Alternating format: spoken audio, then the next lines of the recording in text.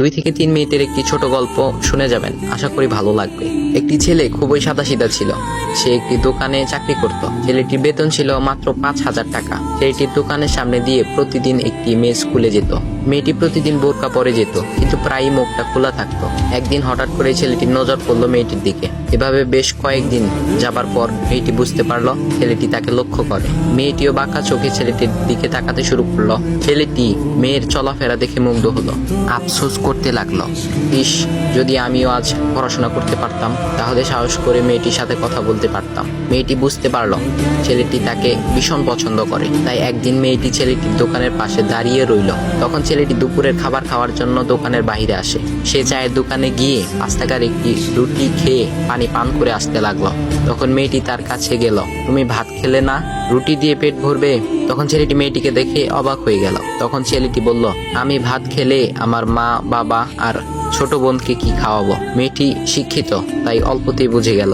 সে হাত ধরে বলতে লাগলো, তাহলে তুমি যে আমাকে পছন্দ করো, আমাকে কি খাওয়াবে? তখন ছেলেটি বলল, আমি তো তোমাকে আপন করে পাওয়ার জন্য দেখি না, কারণ সে যোগ্যতা আমার নেই। তবে এটা সত্যি যে তোমাকে দেখলে আমার খুব ভালো লাগে, তাই দেখি। মেয়েটি ছেলেটির কথা শুনে চোখের পানি ধরে রাখতে পারলো না। সে বুঝে গেল ছেলেটির চরিত্র ও ভাবনা অনেক সুন্দর। সেদিন মেয়েটি চলে গেল।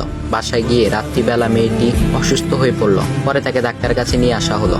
বলা হলো মেয়েটার 2টি কিডনি নষ্ট হয়ে গেছে। তখন মেয়ের বাবা ফোন করলো তার বন্ধুর ছেলেকে, যার সাথে বিয়ে দেওয়ার জন্য সে পাগল। কিন্তু মেয়েটি তার বাবার পছন্দের ছেলেকে বিয়ে করতে রাজি না, কারণ সে ছেলেটি টাকা থাকলেও কি হবে, তার চরিত্র খারাপ, সে লোভী। এদিকে মেয়েটির কোনো লোভ ছিল না। যাই হোক, হবু জামাই আসার পর তাকে সব খুলে বলল, তোমার থেকে একটি কিডনি খুলে আমার মেয়েকে দাও। তুমি তো বলছো আমার মেয়েকে তুমি অনেক ভালোবাসো, তাকে পেলে তুমি ভালো হয়ে যাবে, তাহলে আজ পরীক্ষা দাও। তখন ছেলেটি বলল, আমি আপনার রোগা মেয়েকে বিয়ে করতে পারবো না, আমার কি সুস্থ মেয়ের অভাব নাকি? এ বলে সে চলে গেল।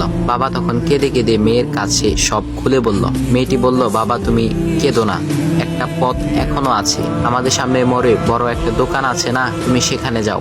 সেখানে যে তাইয়ুব নামের একটা ছেলে আছে, তাকে নিয়ে আসো, আমার কথা বলো। তখন মেয়েটির বাবা ছেলেটিকে নিয়ে আসলো। মেয়েটিকে দেখে ছেলেটির চোখ ভিজে পানি পড়তে লাগলো, কারণ মেয়ের বাবা তাকে সব খুলে বলেছে। তখন ছেলেটি মেয়েটিকে বলল, তুমি আমাকে একটা কিডনি দিবে? ছেলেটি বলল, কিডনি দেবার জন্যই আমি এসেছি। মেয়েটি তাকে বলল, তুমি কি চাও?